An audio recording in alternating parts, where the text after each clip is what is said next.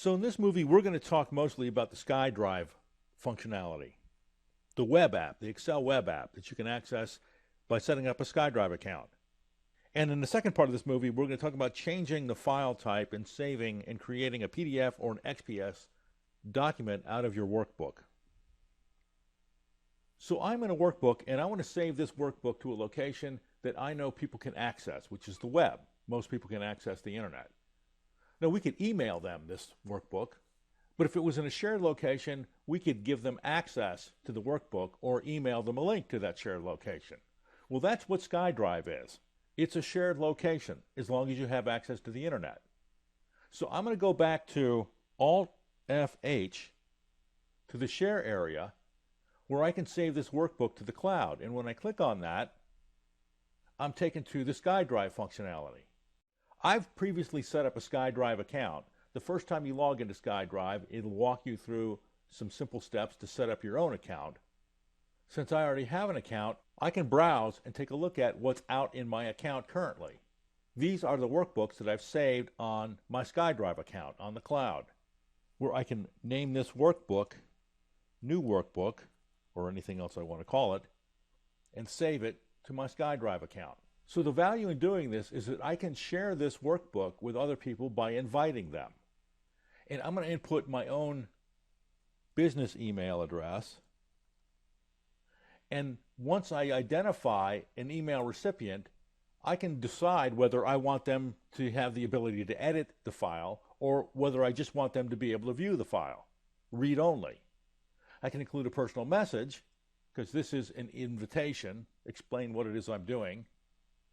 I can require the user to sign in before accessing the document if I want to.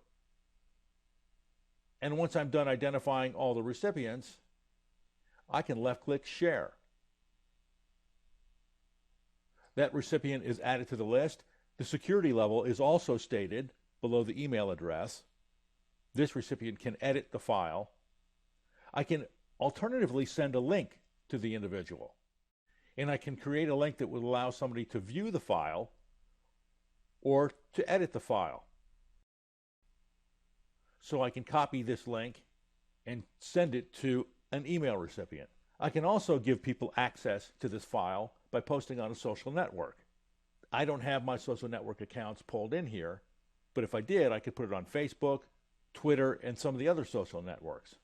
And finally, I have the option to email an attachment, a link, a PDF version, an XPS version, or I can even send an internet fax if I have a third-party provider service that enables me to do that.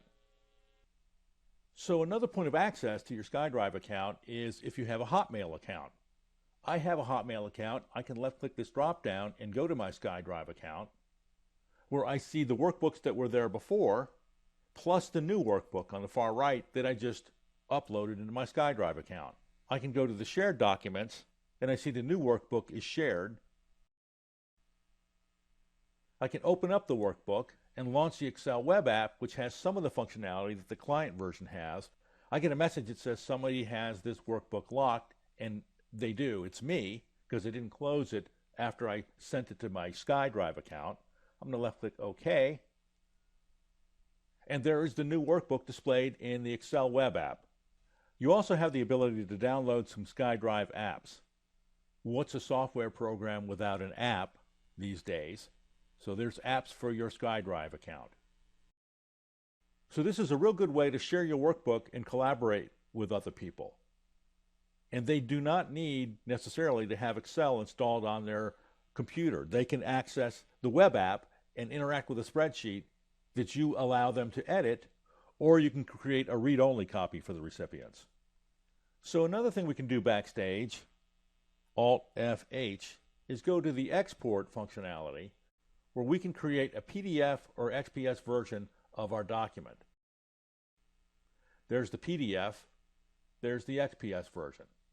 Once we save this, there's a copy of the file that's made that's in one of these two selected versions. I'm going to cancel that.